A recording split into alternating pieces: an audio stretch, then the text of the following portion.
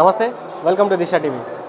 తమిళనాడులో VCK party 2 సీట్లు గెలవడం జరిగింది. అదేవిధంగా అక్కడ ఉన్నటువంటి రాష్ట్ర రాజకీయాలు కూడా కొద్దిగా అతలాకుతంలో ఉన్నాయి. మరి గెలుస్తాడా లేదా అనే దాని మీద, అంటే సీఎం ప్రమాణ స్వీకారం చేస్తాడా లేదా అనే దాని మీద కూడా కొద్దిగా సందిగ్ధత నెలకొంది. అదేవిధంగా మరి గవర్నర్ గారు కూడా కొద్దిగా ఇబ్బంది పెట్టే ప్రయత్నం చేస్తూ ఉన్నారు. అక్కడ వీసీకే పార్టీ 2 సీట్లు గెలవడం జరిగింది. మరి ఇక్కడ వీసీకే పార్టీకి రాష్ట్ర నాయకులు ఉన్నటువంటి తెలంగాణ శ్యామ్ గారు మనతో పాటు వారితో మాట్లాడే ప్రయత్నం చేద్దాం. అన్న చెప్పండి, అక్కడ 2 సీట్లు గెలిచారు, ముఖ్యంగా మీకు కంగ్రాచులేషన్ ముందు దానికి. ఎట్లా చూస్తారు మీరు 2 సీట్లు గెలిచిందని? అక్కడ గతంలో 4 సీట్లు గెలిచారు, ఇప్పుడు 2 సీట్లు మాత్రమే గెలిచారు.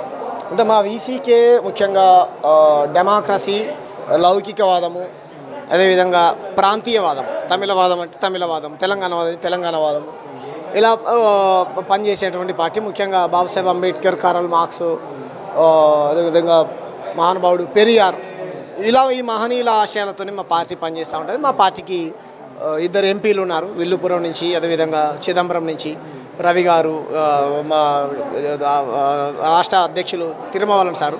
గతంలో 4 ఉండేవాళ్ళు ఎమ్మెల్యేలు.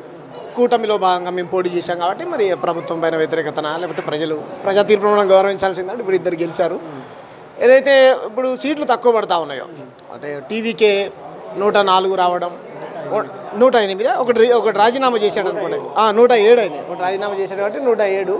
ఇప్పుడు ప్రభుత్వాన్ని ఫామ్ చేయడానికి కావాల్సినటువంటి మ్యాజిక్ ఫిగర్ ఏదైతే 118 సీట్లు కావాలని గవర్నర్ గారు బలం నిరూపించుకోవాలని చెప్పారో, దాంట్లో భాగంగా దానికి తక్కువ పడడంతో వేరే పార్టీల మద్దతు కోరుతా ఉన్నారు. కాబట్టి మా పార్టీ, మా నాయకుడు ఏదైతే తిరుమలన్ సార్ గారు ఏ నిర్ణయం తీసుకుంటే ఆ నిర్ణయానికి మేము కూడా కట్టుబడి ఉంటాం. సోషల్ మీడియాలో చర్చ నడుస్తుంది, మీ 2 సీట్లు అటు సపోర్ట్ ఇస్తున్నారనే చర్చ అయితే నడుస్తుంది. అంటే మేము బీజేపీ అనేటువంటి పార్టీకి తప్ప ఏ పార్టీకైనా మేము మద్దతు ఇస్తాం. బీజేపీ మా ప్రధాన శత్రువు. ఐడియాలజికల్లీ, సిద్ధాంతపరంగా అన్ని రకాలుగా మా బీజేపీ అనేది మా ప్రధానమైనటువంటి రాజకీయ శత్రువు. మిగతా పార్టీలతోని మేము మద్దతు ఇస్తామా అయ్యో అని అంటే మా కమిటీ, వాళ్ళ ఐడియాలజీ, ఎవరైతే ఇంతకుముందు నేను చెప్పాను. ఇప్పుడు విజయ్ ఏమీ వేరే దాంతో పనిచేసేటువంటి శక్తి కాదు కదా. ఆయన కూడా బాబాసాహెబ్ అంబేద్కర్, పెరియారు, తమిళవాదంతో, ఈ వాదంతో పనిచేసేటువంటి వ్యక్తి. కాబట్టి మేము 100% మద్దతు కోరితే కనుక కథనము. కానీ మా సార్ ఏం చెప్తాడని, ఇప్పుడు నా ఒక్క నిర్ణయం ఉండదు కదా బ్రదర్, రాష్ట్ర కమిటీ నిర్ణయం ఉంటుంది. మంచిదే, ఏదేమైనప్పటికీ కూడా తమిళ ప్రజలు ఏదైతే కోరుకుంటా ఉన్నారో, బీజేపీ జాతీయ పార్టీలకు సోర్స్ లేకుండా ప్రాంతీయ పార్టీలే కావాలని ఏదైతే కోరుకుంటారో, మేము కూడా ప్రాంతీయ పార్టీలకే, ఒక ప్రాంతీయవాదిగా ప్రాంతీయ పార్టీలకే సపోర్ట్ చేయమని మేము కూడా చెప్తా ఉన్నాం. మేము సపోర్ట్ చేస్తాం కూడా. ప్రధాన శత్రువు బీజేపీ అనే చెప్తా ఉన్నారు. రేపు తెలంగాణ రాష్ట్రానికి ఐడియాలజికల్లే మీరు బీజేపీ ప్రధాన శత్రువు అని చెప్తా ఉన్నారు. రేపు 10వ తారీఖున ఇక్కడ నరేంద్ర మోడీ గారు రాబోతా ఉన్నారు. గతంలో చూసుకుంటే కూడా అక్కడ పార్లమెంట్ వేదికగా తెలంగాణను అవమానించినటువంటి పరిస్థితి, గద్దర్ గారిని అవమానించినటువంటి పరిస్థితి. ఆయన 10వ తారీఖున తెలంగాణ జనగ్రహ సభ అని కూడా పెట్టబోతా ఉన్నారు. దీన్ని ఎట్లా ఇస్తారు? ఇప్పుడు జనం కోసం మోడీ, మోడీ కోసం మనం అనేటువంటి టైటిల్స్ పెట్టి అక్కడక్కడ రాశారు. నేను కూడా చూసా. రామచంద్రరావు గారు బీజేపీ అధ్యక్షులని చెప్పారు. ఆయన జనంకు నాయకుడు ఎలా అవుతాడు? ఆయన మోడీ కోసం, ఆయన పేరు అంబానీ కోసం మోడీ, మోడీ కోసం అంబానీ, అదానీ. మా కోసం కాదు కదా. మీరు ఎందుకు వస్తున్నారు మోడీ గారు చెప్పండి? మీరు నిజంగా దేశ ప్రజలందరికీ ప్రధానమంత్రి అయితే కనుక సౌత్లో ఎక్కడి నుంచైనా పోటీ చేసి గెలవండి, తమిళనాడు నుంచి ఎంపీగా పోటీ చేసి గెలవండి. ఎందుకు ఈ మా తెలంగాణని అడుగడుగున అవమానిస్తారు, పాకిస్తాన్తో పోలుస్తారు మీ ఎంపీలు?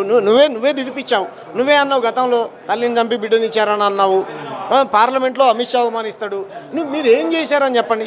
మీరు చేయాల్సిందల్లా ఏంటంటే, ముఖ్యంగా 10వ తారీఖు సాయంత్రం 4 గంటలకు పరేడ్ గ్రౌండ్ మీరు వస్తారు, రాబోతున్నారు కదా, రండి. వందలాది వేలాది మంది పోలీసు బలగాలని పెట్టుకొని వస్తున్నారు కదా, రండి. కదంటలే మీరు రాగానే, ఫ్లైట్ దిగగానే అసెంబ్లీ ముంగట ఉన్న అమరవీరుల స్తూపం దగ్గర పోయి ముక్కు నేలకు రాసి క్షమించండి తెలంగాణ ప్రజలారా, తప్పైందని చెంపలేసుకొని వీడియో రిలీజ్ చేసి క్షమించడం అన్న తర్వాత మీరు పరేడ్ గ్రౌండ్కే పోతారా, పరిగెత్తుకుంటూ హైదరాబాద్ హన్మకొండకే పోతారా, ఇంకేడికన్నా పోండి.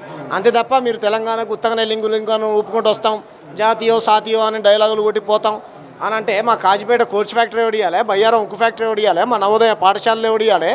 మాకు విభజన హామీలో రావాల్సినటువంటి మాకు రావాలన్నా లేదా? అటు పక్కన ఆంధ్రాకి ఏం చేయవు, ఇటు పక్కన తెలంగాణకి ఏం చేయవు. పొద్దున్న లేస్తే హిందూ ముస్లిం పంచాయతీ పెడతావు, అంబేద్కర్ని అవమానిస్తావు. మా గద్దరని అవమానించారు పార్లమెంట్లో, అయినా ఊకున్నాం మేము. అంబేద్కర్ని అవమానించారు. మరి తెలంగాణ పాకిస్తాన్తో మీకు ఏం హక్కు ఉంది? తెలంగాణ దేనికి వస్తారు మీరు? మళ్ళీ పొద్దున్న లేస్తే మేము దేశభక్తుల పార్టీ, మా దైవ భక్తుల పార్టీ అంటారు. మొన్ననే అండి శ్రీరామనవమి జరిగితే భద్రాచల రాముడికి 2 రూపాయలు తీసుకొని రానరా నాయన అని వీళ్ళ బీజేపీ ఎమ్మెల్యేలను, ఎంపీలను అడిగితే ఒక్కరు కూడా అడిగిన పాపన పోలే. పోనీ మా భద్రాచల రాముడికి ఏమన్నా 200 కోట్లు 300 కోట్లు ఇచ్చేటువంటి ప్రయత్నం అన్న చెయ్యి. మీకు వేరే సమ్మక్క సారకలు అయితే నచ్చరు, మేము వాళ్ళని తిడతారు. మీకు శివుడు అయితే నచ్చడు, వేరే దేవుళ్ళు నచ్చరు. మీకైతే రాముడు అయితే నచ్చుతాడు కదా. మా భద్రాచల రామునికి రాదు మరి. అవి చేత కాదు. ఏమి ఇవ్వవు నువ్వు ఉద్యోగం 2 కోట్ల ఉద్యోగాలు ఇవ్వవు, గ్యాస్ రేట్ తగ్గియవు, పెట్రోల్ రేట్ తగ్గియవు, డీజిల్ రేట్ తగ్గియవు, నల్లధనాన్ని తీసుకొచ్చి జన్ధన్ ఖాతా కొలో సాతియో ధన్ పైసే దాల్తా అన్నావు. ఎడ దాలినావు? తెల్లారి రైల్లో నిలబెట్టి 100 మందిని చంపినావు నువ్వు.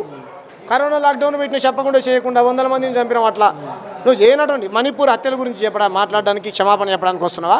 రైతులకు మేకులు కూర్చున్నావు ఢిల్లీలో, దానికి క్షమాపణ దేనికి వస్తున్నావు చెప్పు? ఏం జనంతో ఎవరున్నారని? మోడీతో ఎవరున్నారు? అంబానీ ఆదానీలు ఉన్నారు. జనం ఎందుకున్నారు? వాళ్ళు జనంతో, మోడీతో జనంతో మనం అంట. రామచంద్ర గారు మీరు కరెక్షన్ చేసుకోవాలి. మోడీ గారితో అంబానీ ఆదానీ గారితో గుజరాత్ పెట్టుబడిదారులను రాపియండి, బాగుంటుంది. అయితే ఇదే సమయంలో ఈరోజు బండి సంజయ్ వర్గం అటు కౌశిక్ రెడ్డి పైన కూడా దాడి చేయడం జరిగింది. రాళ్లతోటి కొట్టడం, అదేవిధంగా ఆయన వెహికల్స్ అనే పైన కూడా దాడి చేయడం జరిగింది బండి సంజయ్ వర్గం అటు కౌశిక్ రెడ్డి గారి పైన. అంటే వీళ్ళు 2 గూండా పార్టీలు ప్రజలన్నీ గమనిస్తూ ఉన్నారు. గూండాలు రౌడీలే వీధులలోకి వచ్చి కొట్టుకుంటారు. రాజకీయ నాయకులు డెమోక్రటిక్ పద్ధతిలో, ప్రజాస్వామ్య పద్ధతిలో మీలాంటి జర్నలిస్టులు అడిగినప్పుడు ప్రతి ప్రశ్నకు చేతనైతే నాకు తెలుసు అని చెప్పాలి సమాధానం, లేకపోతే లేదని చెప్పాలి. ఈ కొట్టుకోవడం, వీడు అన్ని కొట్టావాడు ఇన్ని కూడా ఏం గుండాలా? మీరు ప్రజాప్రతినిధులా? ఒకళ్ళు ఎంపీ, ఒకళ్ళు కేంద్ర మంత్రి, ఇంకోటి ఎమ్మెల్యే ఉండాలి. బుద్ధి ఉండాలి కదా, విధవలకు ఉండాలి కదా. వాడు ఇట్లా అన్నాడని అయితే ఏందండి? ప్రజల చేత ఎన్నుకోబడేటువంటి ప్రజాప్రతినిధులు గౌరవంగా ఉండాలి, కానీ గుండాలా కొట్టుకుంటారు ఆ బీఆర్ఎస్ వాళ్ళు, బీజేపీ వాళ్ళు. ఇది ఎక్కడ డెమోక్రసీ? వీళ్ళు గుండాలా కదా? వీళ్ళు ప్రజాప్రతినిధులా? వీడు రౌడీలు. వీళ్ళు ప్రజలని గమనిస్తారు. రౌడీలకు ఓట్లు వేస్తారా మీరు ప్రజలారా? చెప్పండి. గుండాలు వాడు మసీదులను కూల్చేస్తూ ఉంటాడు, ఇంకోటేమో తొడగొడతాడు, రారా అంటాడు. వాటి నాన్ సెన్స్. ఇది డెమోక్రసీ అనబడదు, వీళ్ళు పార్టీలు అనబడవు, వీళ్ళు ప్రజాప్రతినిధులు అనబడవు, వీళ్ళు గుండాలు, వీళ్ళు వీధ రౌడీలు. వీళ్ళిద్దరిపైన కేసులు పెట్టి జైలుకు పంపించాలి. ఒకళ్ళు పార్లమెంట్లో సభ్యత్వం రద్దు చేయాలి, ఇంకోటికి అసెంబ్లీలో రద్దు చేయాలి. దొంగలు వీళ్ళు. వాళ్ళ గురించి మాకేంది? వాళ్ళు ప్రజల తన్నాలి వాళ్ళని. అయితే వీసీకే పార్టీ అక్కడ 2 గెలిచింది, మరి రానున్నటువంటి రోజులు ఇక్కడ పరిస్థితి ఏంది? వీసీకే పార్టీ ఎట్లా పోతా ఉంది? ఇగో బ్రదర్, అంత పెద్ద జాతీయ పార్టీ మాదని జబ్బాలు జరుచుకున్నారు వీళ్ళు. తమిళనాడులో అన్ని పార్టీలతోని కలిసి 100 పార్టీలతో కలిసి పోటీ చేస్తే బీజేపీకి ఎన్ని పార్టీలు వచ్చినాయి? ఒక్కటే సీటు 800 మెజారిటీ బ్రదర్. ఒకటే సీటు 800 మెజారిటీ. మా వీసీకే పార్టీ 8 సీట్లు పోటీ చేసే వాళ్ళు సుమారు 27 సీట్లు పోటీ చేశారు. మా పార్టీ నన్ను పెద్ద ఎత్తున ట్రోల్ చేశారు ఏదోలు. నేను వాళ్ళకి చెప్తున్నా, మా పార్టీ 8 సీట్లు పోటీ చేస్తే అన్నింటిలో 3 స్థానాలు వచ్చింది. 2 స్థానాలలో బంపర్ మెజారిటీతో విజయం సాధించడం. అంత పెద్ద జాతీయ పార్టీ మీద మాది ప్రాంతీయ పార్టీ. మేము పచ్చిగా చెప్పుకుంటాం, మా సౌత్ ఇండియాలోనే పోటీ చేస్తాం. మేము 2 సీట్లు గెలిచాం. రానున్నటువంటి రోజుల్లో ఇంకా ఉత్సాహంతో పనిచేస్తాం. తెలంగాణలోనే 2 కాదు 4 గెలుస్తాం, 4 నుంచి 8 అవుతాం. ప్రభుత్వం కూడా రానున్నటువంటి రోజుల్లో ఒక 40-50 ఏళ్ళు నాకు వచ్చేసరికి ఈ రాష్ట్రంలో ముఖ్యమంత్రి క్యాండిడేట్ని కూడా ఎవరో చెప్పేటువంటి పరిస్థితి కూడా మా పార్టీ నుంచి మేమే చెప్తాం. అయితే తమిళనాడులో మరి విజయ్ ప్రభుత్వం ఫామ్ అయ్యే అవకాశం ఉందంటారు. ఎందుకంటే చాలా ఇబ్బంది పెడతా ఉన్నారు. గవర్నర్ గారు కూడా పలుసార్లు మళ్ళీ వెనకే పంపించడం, సిగ్నేచర్లు పట్టించుకొని రమ్మనడం, 118 మందితో సిగ్నేచర్ పెట్టించుకొని రమ్మనడం, ఇదంతా కొద్దిగా ఇబ్బంది పెట్టే అవకాశం ఏమైనా జరుగుతూ ఉంది? అక్కడ ఏమైనా బీజేపీ ఏమైనా ఎఫెక్ట్ కనబడుతుంది? ఈ గవర్నర్ వ్యవస్థను రద్దు చేయాలి brother. First of all governor వ్యవస్థను రద్దు చేయాలి. ఎందుకంటే గవర్నర్ వ్యవస్థ నాకు అర్థం కాదు. ఎవరికి మెజారిటీ ఇస్తే వాళ్ళు ముఖ్యమంత్రిగా ప్రమాణ స్వీకారం చేసుకుంటారు. అక్కడ ఉన్నటువంటి బిగ్ చేస్తాయి. బల నిరూపణ కావాలి, సీట్లు తక్కువ పడితే ఇప్పుడు ఏం చేయాలో? కొనుక్కోవాలా? పార్టీలు మారాలా? కాదు కదా. మెజారిటీగా విజయ్ గారు గెలిచారు, 107 సీట్లు వచ్చాయి.